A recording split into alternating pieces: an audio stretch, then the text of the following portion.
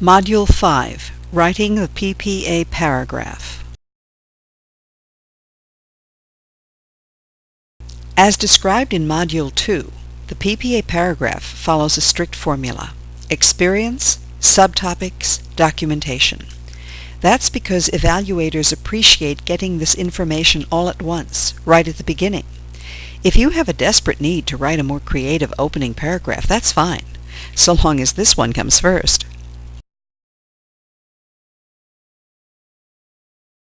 The first item is the statement of experience. It should be just a couple of sentences, a brief description of the experience that qualifies you to write this essay. It's good to include some specifics, but focus on the most important experiences. Don't provide justifications or explanations.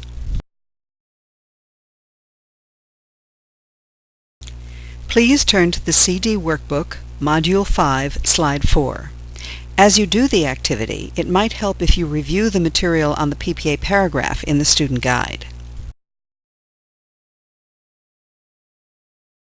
The second item in the paragraph is the list of subtopics. Sometimes we call it the laundry list because it should be a series of short phrases. We suggest 4 to 8 subtopics, and remember that each subtopic must also become a subheading in the essay. If you have too many, there isn't enough space for sufficient analysis and the essay will be superficial. If you have too few, you will find it difficult to sustain your focus and the essay tends to become scattered. In describing the subtopic, use language that you could imagine seeing in a textbook or serious magazine article on the topic.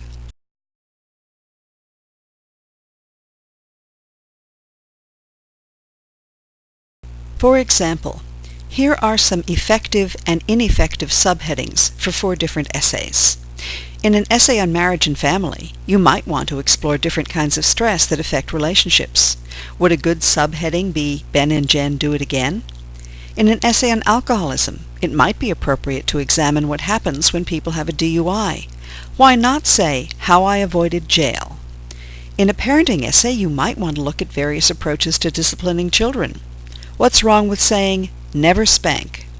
And finally, in an essay on computers in society, you might address issues related to the type of information stored in government computers. Why not be clever and say, Big Brother is watching you? Please turn to the CD Workbook, Module 5, Slide 7, to match the ineffective subheadings with the reason that they should not be used.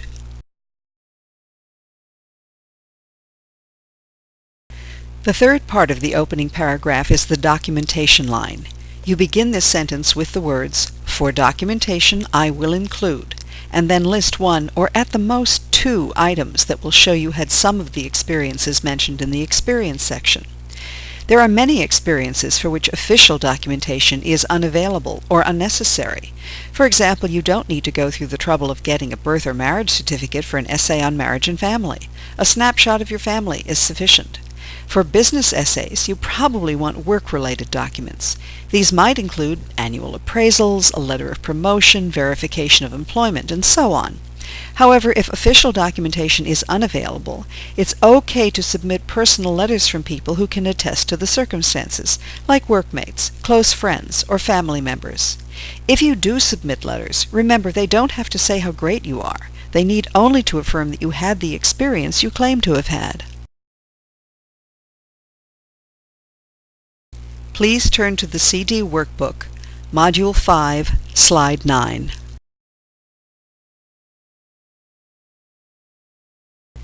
Remember that the laundry list of subtopics will become the subheadings in your essay. They should appear in the same order in both places. Cut and paste as necessary.